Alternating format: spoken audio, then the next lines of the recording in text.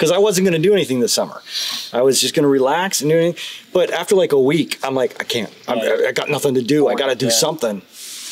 Yeah, you were almost channeling the doctor from Back to the Future there. I got to make 1.22 films in a year. It's time to cowboy up, y'all, as Not So Sane Entertainment reaches Sabinal, Texas, and the rabbit finds himself lost in the Old West. Today on Long Shot.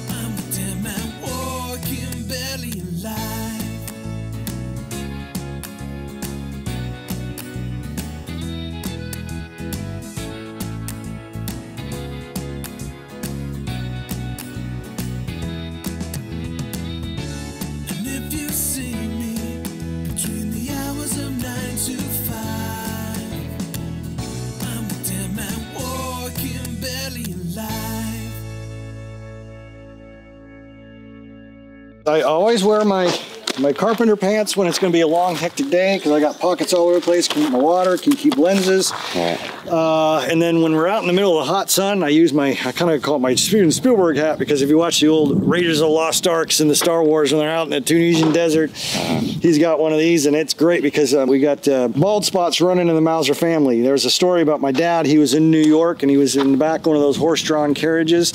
And he stopped, and it was a summer day, and he starts feeling this. He's like, what the hell? And there's just another horse carriage back there. He feels this, he looks back, what the hell is that? Finally, he learns out it was a horse, saw the bald spot on his head that had been burnt bright red, thought it was an apple, so it was trying to eat his head. So I always have my baseball cap to protect that from the sunburn, and then earlier on, I just had my baseball cap so I get sunburns right on my ears. So this protects the back of the neck, it protects the ears. Now my next step is I'm going to go get the food ready, prepared. Always want to have a little bit of a craft services table. That's why a Sam's membership is great. We had a joke in Sierra at 5 about HEB brand snacks. This is a cheap movie franchise, like really cheap. Yeah, super low budget, like super cheap. Like they didn't even have Cheetos, it was just HEB brand. We've upgraded. We got Gardettos now, as well as some Chex Mix and some other stuff. But yeah, some great things. Just little 12 packs and whatnot of Little Debbie snacks. But we still do have our HEB brand stuff. But we got some chili for lunch today, so I thought, being in Texas, some corn chips are a must. And then I just wander around, find out little inexpensive things at Sam's. This was, I think, $5, which is little vanilla wafers and stuff. Then our chips. I got a cooler coming with water and some snacks. We just got to keep that all iced down. So that's definitely a must. That when they actually get a little hungry, you need to have a little munchie. Hey, speak of the devil. Sorry it took so long. No, we were just talking about water. And I will be setting up the hot plate in there with lunch, so that it'll be hot and ready when we're ready to go. Like we're gonna want hot dinners. Right. And today we got pulled pork, barbecue, some chili, and then we knew that Dane was gonna be on set, so we have our veggie chili as well. So now it's just setting up base camp, getting all the gear set up, and ready for a shoot at 10. Today's gonna be a hot day. So we've got to hydrate and everything. Hey Britt, do we have like a trash bag thing started or? Not started, but I do have trash bags in the big blue case. With all the Western gear. At home, I got to make sure that all my gear is, I put a list that I have all my props that I need, all the gear that I need to make sure that I bring with me, so that I have it in the garage, loaded up in my car, especially if I'm leaving early in the morning, load it in the car, leave it in the garage at night. That way I can just get in the car, I don't have to pack up in the morning. So it's ready to go, but I make sure the batteries are charged, I've dumped all my footage, and that everything, all the drives that I have with me can be deleted if necessary, and are ready to go. I just run through checking the gear, checking the camera, making sure that give the sensor a quick look, and that's about it. And then we're off to the races. All right. Summer in South Texas is not the place to be wearing all those petticoats. Air conditioning is badass to have, especially during the summertime frame. It may make a difference, but it may not make that much of a difference. Air conditioning is important for actors because you need to keep them cool, you need to keep them comfortable. Especially for the guys in the costumes. I'm sure they were burning up a lot of time. I was in there one time, but I wore a mesh shirt. That's why Hobo Joey has a mesh shirt, because I was wearing a field jacket as well. So I was like, I'm gonna be hot, so I'm gonna wear this nasty mesh shirt I found at Salvation Army. Dude, get in there and cool off, man. Oh, that's gonna happen in there? But it's not always possible, you know, especially on Westerns, and when you're out in the middle of nowhere, you're gonna have you know, hot days. Whenever you can, definitely have air conditioning. Everybody ready? Yeah, one man here. Cameras up, and action. The downside to that is that when you are shooting, you are gonna have to turn off the air conditioner because it does make a lot of noise. There have been times where I've been like, it's fine, we'll leave the air on, I don't care. And then I get into post and I'm like, oh, why didn't I turn the air off? They kill the sound. You're gonna have to cut them before you do the shots. You're gonna have to stop it, because if you keep those on, that droning noise is kind of hard to get rid of. Can't see. Sweat my eyes. It's like a lot of mental discipline to be able to not think about your surroundings as you're acting. It is uncomfortable, it is frustrating, but again, you got to remember that the movie is what's forever. You're going to remember and you'll tell stories about how hot it was, but when you're watching the movie, you don't feel the heat. Keep telling him, like, hey, when are we gonna shoot one in the winter again? No. He always made sure that we went and cooled off. He always made sure that we had enough water and enough food. And that's like the other projects too. You know, he made sure that we were taken care of. And I've worked on projects where they just kind of stood you in a corner and, you know, just wait there and you're waiting for hours on end and you're like, I'm standing out in the sun, or, you know, he did make sure that we had a place to go to cool and stay out of the heat. To be able to have a place to go recover from the hot areas is always cool. Get it? Cool. I'm sorry. If you have 100 extras saying they're gonna come, typically you'll get 5 to 10. Getting extras is tough, especially when you're only deferred or when you've only got a few bucks to throw their way. We try to at least cover gas money, but it's pretty tough. But when you throw in the Western, people, or a period piece, people will be more likely to do it. If you just need to fill up a bar for your bar scene, odds are you're not going to get enough people to show up, unless you've got deep pockets. But if it's a period piece, like a Western or something, and then you got a lot of cosplayers and reenactors and things like that that'll come out and do it, and they love doing it. So that's a little different. But typically, extras are really tough to pull, especially large crowds. But he might need somebody, and all of a sudden, hey, I need an extra person. Someone didn't show up. You want to jump in? And then all of a sudden, you're in his films. That's how I started. I got a phone call one day. He was doing Lady Lawman. Somebody didn't show up, and he needed bandits. Didn't have any lines, but I showed up, and I did what he told me to do, and here I am now. My sister happened to be in town, and she always hears me talking about these things, so I reached out to Brett and said, hey, would you mind if all you need is window dressing, I can bring you a body and give her a little bit of a taste of what we're doing. I remember this. He's sitting there. He's busy. He's working with his cameras. And he says, yeah, try that hat on her. And she puts the hat on. He looks up and he's like, okay, good. And then he stops and he looks up again. He's like, well, if you're not careful, I'm going to put you in one of my films. So there's a door that's open.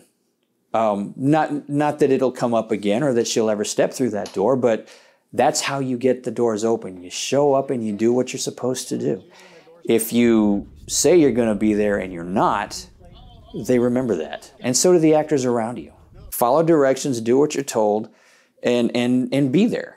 And, maybe it happens for you, maybe it doesn't, but you have got to try. Westerns can sometimes be scary because you worry about all the costumes. But there's this great thing called a thrift store. And you can find a lot of great Western costumes, and you don't even realize that they're Western costumes. Getting dockers, brown clothes, getting button-up shirts, and cutting the collar off. And then you can find vests, just basic vests, throwing them on, give that look of the Western gear. And then it being Texas, most people have cowboy hats, so they can bring them in. And you got to be careful of the cowboy hat because it may or may not look period. But if you're just looking for extras and you're just putting people in the background, it more than works. And you can find pants for $2, a shirt for $1, a vest for 50 cents. And then just having black shoes for your extras. You're going to want to take more time with your lead characters because they're the heroes and you're going to see that up close. And then holsters you can get off of some really cheap kids holsters off of Amazon for $5 or $6, maybe $10. And some cheap little plastic guns, toy guns, cap guns off of Amazon. And that's perfectly fine for your extras. But then you have reenactors and people who are really fans of the Old West, and they already have their own gear and they'll come prepared. So don't let costuming necessarily scare you away from doing a Western because of that. You want it to change already? Yeah, we're going to be, let's see, what time is it? Yeah, we should be ready to... So I could sneak into that bathroom next? Yeah, we should be, our goal is to be ready to kind of start around 10. Maybe a little bit behind, but around 10 is our idea. So we're going to meet her. Tim, you want to change too? I've got all my Western gear in here, so I've got some other stuff I got to get out first. So I'm getting there. What size are you approximately pants? Thank you very much for coming out. For those of you who aren't aware of, aren't familiar with the Serial Rabbit is a horror comedy franchise that we've been doing for a long time. This is our last big day of filming. We've got a couple pickups we got to get. Everything's edited so far and looks fantastic. It's so funny. So thank you everybody who's come out. It's going to be a blast. The main thing about Serial Rabbit movies are to have fun, both making them and watching them. So please have a good time. I'm going to be turning you guys over to Joey, who's going to kind of spread you out on the boardwalk. The scene that's happening, I've got my Georgie, and then I need my Pat and my Pookie. My Pat and my Pookie are going to be coming up behind the rabbit, so they don't need to be. That's awesome. I didn't know who those guys are. They don't need to be put on the boardwalk. But the other guys in the, everybody else will be on the boardwalk, kind of evenly spread them out. I do shoot really fast, so it's a little bit, it takes a few minutes to get started, a little bit time to get started, but once we start shooting, we're it may look like I'm running around like a chicken with my head cut off, but I'm getting the shots that I need and getting it done, because we don't want to be out here forever. So please keep an eye on soda bottles and things like that are anachronistic. If we can keep them inside one of the buildings, that would be great. Thank you very much for your help on that. We'll be moving pretty fast. We've got 2 scenes with y'all, getting shots. I'm going to say, hey, do this, do that, do this. First action, we'll start the camera. Second action is for Brad to draw the blade. Third action is for you guys to pop your head back. But basically, the scene is the Serial Rabbit is in a showdown with an outlaw, and his brothers come up behind him, try to shoot him. Now the rabbit doesn't use a gun, he uses his claw, so he's gonna do this thing with the bullet. That's what my gimbal shot is for. And then he's gonna kill the outlaws. And then the rabbit is a showman, so he's gonna be really braggart about it. And then everybody will just kind of just give a little golf clap. And then he'll be just like, oh, and then throw it away. And then we've got one shot that I want to get that's not going to be in the movie, but it's going to be in the trailer, which is really going to be really, really funny. It's everybody in the town is walking down the town with the rabbit in the lead. And it'll be in slow motion, so it's going to look really badass, but it's going to also be hilarious because you got the rabbit skipping and leading everybody down the road. So everyone's going to get their little moment in the sun. So if there's no other questions, we will get rolling with this. I'm going to have you bounce the bullet back at him this time. I'm not going to have you charge and rush. He's just going to shoot again. Yeah, and then it'll just bounce and it'll back hit him. And then when he goes down, you kind of look at the crowd and they're just staring at you, and then you're like, "Come on, do I not entertain you?" Just kind of that, and then they'll people, and then they'll all just kind of golf clap, and you're like, oh, forget y'all, and just walk back that way. You rootin', tootin', cross-drawing rabbit.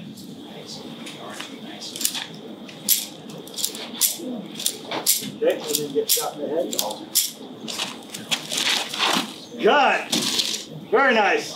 So as you see, basically, I already have a kind of shot in my head. I know the typical shots, especially with something like this that we've shot before and is very typical and very standard and traditional. I just got my shots. Oh, yeah. on us making like funny faces or just walking? No, play it serious. Now, when doing slow motion, it works if they walk a little bit faster. It gets a little bit more wind in their clothes and a little bit more interesting skip. So it looks weird in reality, but when you slow it down, it looks a lot better if it's just walking. Cut, we got it, thank you. All right, the next one is the scripted dialogue with you and Ralph. And then you're gonna look over and you'll see this little girl, and you'll walk over and you're gonna have a farewell. I told her just kind of improvise. I'm gonna just let you guys have fun with it. You know, so you're the Matt Dillon to Miss Kitty. I worked with Brett for his other project, The Night Watchman. I played a lunatic. I honestly had not seen any of the films beforehand, so when I jumped in as an extra and I started seeing what was going on, I'm like, and go ahead and leave. Okay, cool. You know, you could immediately tell this was not going to be a serious film. I mean, everybody's having fun with it. It is going to be funny and campy, and we're just going to have a great time with this. We're not taking ourselves seriously. So basically, I smack her on the ass and just walk away. That's romantic, right? Oh my! Yeah, when you're talking about being in character, a lot of being in character is improv acting, and sometimes things come up like that, but it's for, you know, we all understand that's part of the acting of the character, not necessarily the person speaking. That is a person speaking through the character. You know, when you've worked with people for, you know, a couple projects and everything, you get to know people on the cast. You have a relationship with them, and they know what lines not to cross. You know, they know what you're comfortable with, they get a feeling for it. And of course they respect you if you say, hey, that's not cool with me, you know, but for the most part, we do have that understanding. We can communicate with each other what is not being offensive or what is crossing the line with somebody's comfort level. Ralph finishes, Ralph's gonna finish walking over that way, and then Rabbit's gonna go over and flirt with a saloon girl a little bit, say his goodbyes, and he's gonna come back to the town. When he finishes with the saloon girl, he's gonna come back, and then I just want you kind of like doing like a little Doctor Strange thing or something that starts his portal. Okay. Okay, and leave, Brad. Okay, and then kind of portal yourself out. Oh, portal myself. Okay, so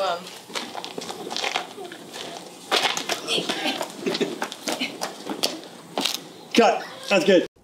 And away we go.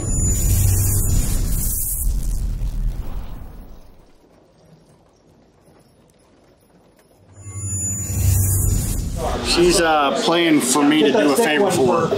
So if I win, she releases me from her bondage or whatever. Okay. And if I lose, then I have to do the favor for her. He's just playing. I'm just playing. You know, he's wearing that rabbit costume. You know what I'm saying? You got the best darn poker face I ever seen. So what's the soda to water ratio to make it look? Still the color looks good. Yeah, you just guess. Okay. It's a matter of personal taste. And we got the cigar.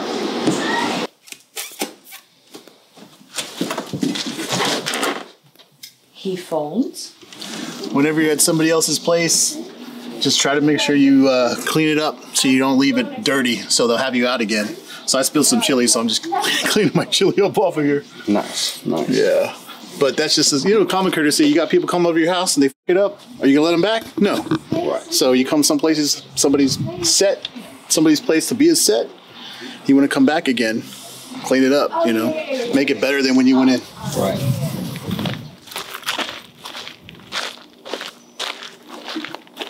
wow, you have changed. You just saved a cat. Oh.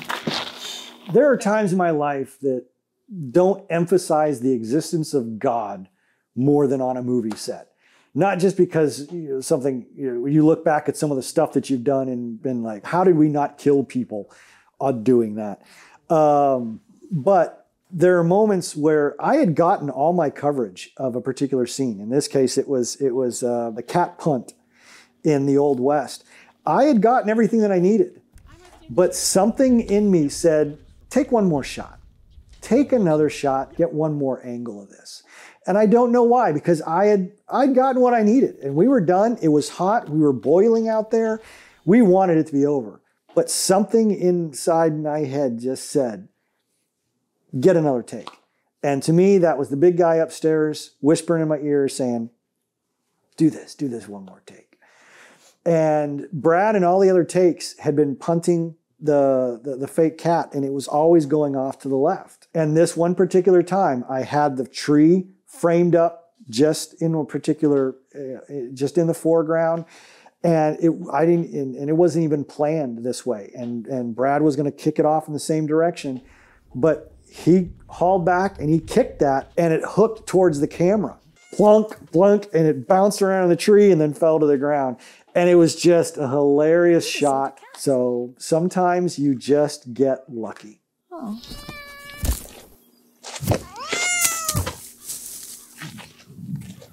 Oh. Cut. Oh, that's great. Yes. Because it hits the tree. Yes. Perfect punt, babe. All right, that's it. We got that one. That's wrap. Thank you. Can I, on this last, can I like go slowly back up? Yeah, Okay, do that. Okay. Yeah. I'm playing Businessman Joe. No, Hobo Joe. Okay. And he lost his eye to the rabbit, and he wants revenge. And Okay. for some reason, he thinks throwing a piss-filled condom onto the rabbit is revenge. the way to get rid of it. Oh shit! I'm losing. There you go. Oh shit! All right, hang on. Before I wrap the scene, I play the scene in my head, go over all the shots in my head, make sure that I've got it all, and then I move forward.